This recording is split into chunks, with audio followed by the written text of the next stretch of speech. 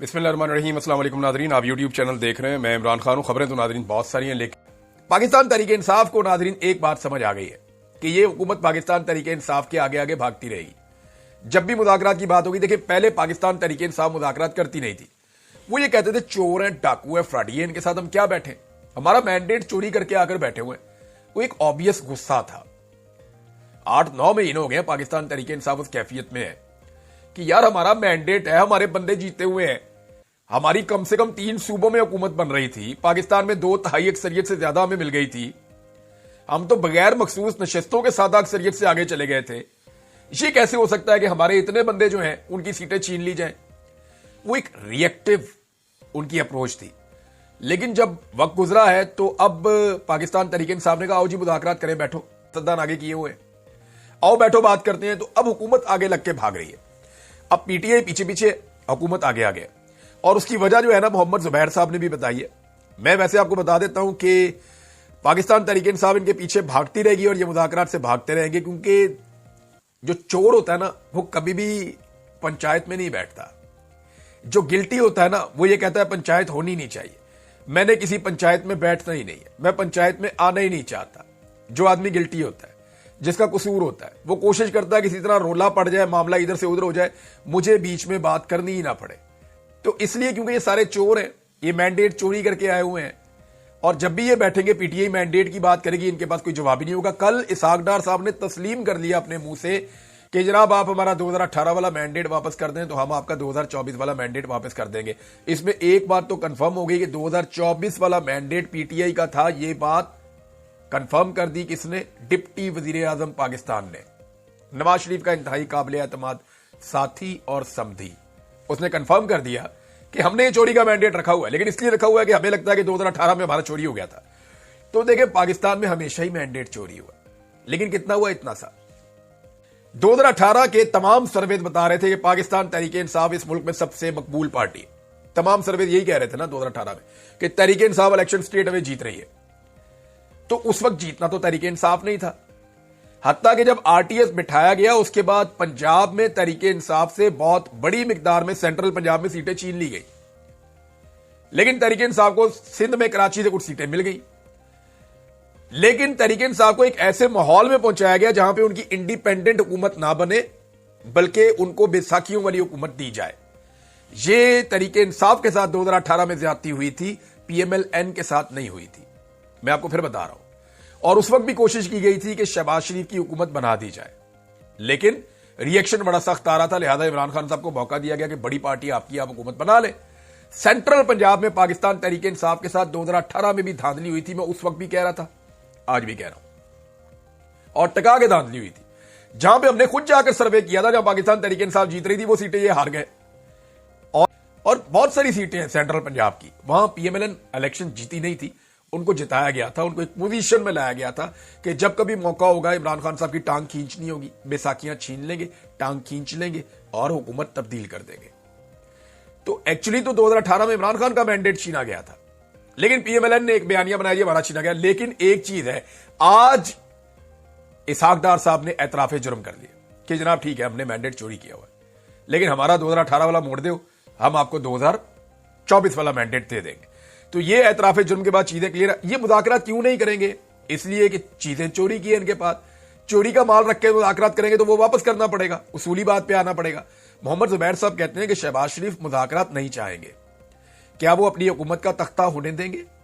शहबाज शरीफ इसलिए एस्टेब्लिशमेंट के साथ जुड़ते हैं कि एस्टेब्लिशमेंट इमरान खान को ठिकाने लगाए और हम अगले 4.5 साल हुकूमत करते रहे। ये जनाब मोहम्मद जुबैर साहब का बयान है, और बात ठीक है उनकी भी। तो शहरा 2 में नादरीन इमरान खान साहब और बुशरा बीबी दोनों पर फर्द जुर्म आयद कर दी गई है। दोनों ने सेहत जुर्म से इनकार किया, लेकिन एक बात आप याद रखिएगा कि इसमें भी इमरान खान साहब को सजा ही होनी है। जितने भी केसेज है ना उनमें होनी इमरान खान साहब को सजा ही है। फिर जो हायर कोर्ट्स हैं वहां जाके इमरान खान साहब की बचत हो जाए तो वो एक अलग बात है। लेकिन ये एक पैटर्न है कि इस निजाम ने इमरान खान के ऊपर जो भी केस बनाया और जो भी केस चला अदालत के अंदर, वो ऐसे यरगमाल माहौल के अंदर चला कि वहां इमरान खान साहब को सजा हर हाल में दी गई है। मैं सिर्फ एक चैलेंज देता हूं, एक शर्त के साथ, इमरान खान की फोटो ना लगाएं, सिर्फ एक शर्ट के ऊपर 804 लिखवा दें, सिर्फ 804 लिखवा दें और मियां साहब के मुकाबले में दुनिया के किसी भी स्टॉल पे रखते हैं। मैं आपको लिख कर देता हूं कि इमरान खान की 100 शर्ट्स बिकेंगी मियां साहब की 10 शर्ट के मुकाबले में, बल्कि 2 शर्ट्स के मुकाबले में भी। इतनी ज्यादा मकबूलियत का फर्क है इमरान खान का और मियां नवाज शरीफ का। और ये मियां नवाज शरीफ साहब ने अपनी मकबूलियत पे कोई और नहीं कसूरवार, मियां साहब खुद कसूरवार है। मियां साहब की अपनी औलाद ने और मियां साहब के अपने भाई ने मिलकर मियां साहब को, और मियां साहब ने अपनी मर्जी से अपने आप को, अपनी मकबूलियत को आग लगाई है अपने हाथों से। इतनी पॉलिश की कि मकबूलियत जो है वो काली स्याह हो गई है, वो नजर नहीं आती। ये किया मियां साहब ने।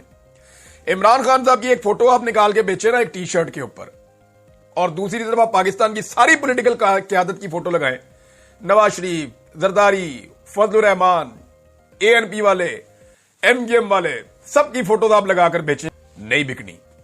वो सौदा बिकना ही नहीं। थोड़े दिन पहले काशिफ अब्बासी साहब कह रहे थे ना कि वो बेचने के लिए कोशिश करते हैं। मुस्तफा नवाज खोकर साहब ने बताया जी बड़ी कोशिश की बिलावल का सोशल मीडिया उठाने के लिए, बाहर से बंदे हायर किए, बड़ा पैसा भी इन्वॉल्व किया, नहीं हुआ। भाई प्रोडक्ट बिकती है, वो यही कह रहे थे ना, सौदा होएगा तो बिकेगा ना।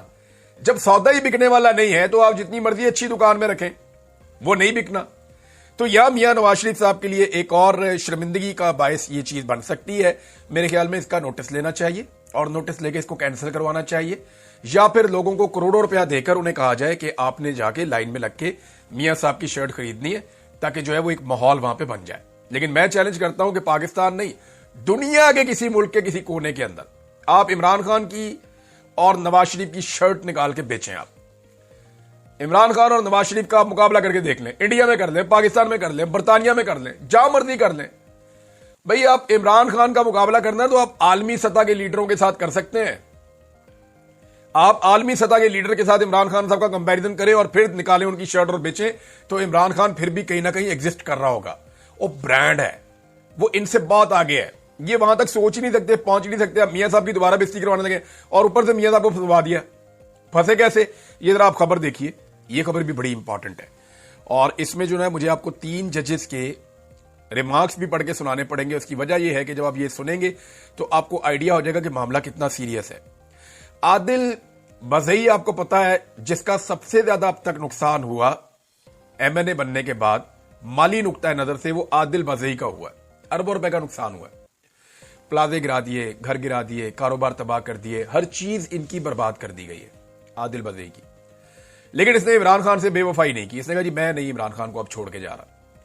तो आदिल बज़ई के जो है वो बयाने हल्फी पे वो चले गए सुप्रीम कोर्ट। उन्होंने जाके कहा जनाब मैंने तो कभी नून लीग ज्वाइन ही नहीं की, नवाज शरीफ ने एक झूठा हलफनामा इनकी जमात ने दिया मेरा, और उसकी बुनियाद के ऊपर मुझे इनका मेंबर डिक्लेयर कर दिया। मैं इलेक्शन कमीशन को कहता रहा हूं कि मैं मेंबर नहीं हूं, भाई मेरा बयान हल्फी ये वाला जो मैंने पीटीआई को दिया, लेकिन इलेक्शन कमीशन ने मुझे नवाज शरीफ के कहने के ऊपर डी सीट कर दिया।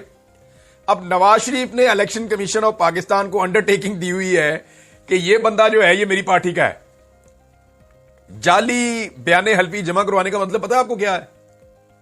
नवाज शरीफ साहब फंस गए हैं, क्योंकि सुप्रीम कोर्ट ऑफ पाकिस्तान ने फैसला दे दिया आदिल बज़ई के हक में। जस्टिस आयशा मलिक साहिबा, जस्टिस अकील अब्बासी साहब और जस्टिस मंसूर अली शाह साहब। अब जरा आप ये देख लीजिए इनके रिमार्क्स।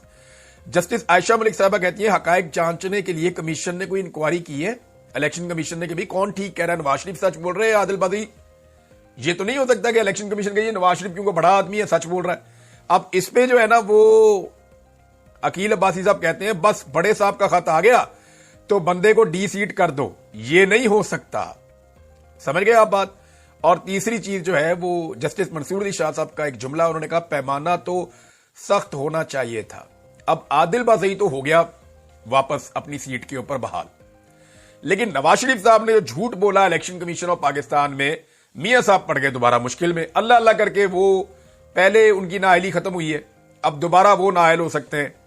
तो यहां अगर आदिल बज़ई को मौका मिला और कभी माहौल बदला और वो पूरी फोर्स के साथ आया और वो ये करने में कामयाब हो गया, तो आदिल बज़ई मियां नवाज शरीफ का सियासी सर ले जाएगा, कम से कम इस टर्म के लिए तो ले जाएगा। तो ये जनाब मियां नवाज शरीफ साहब के लिए अच्छी नहीं बुरी खबरें थी।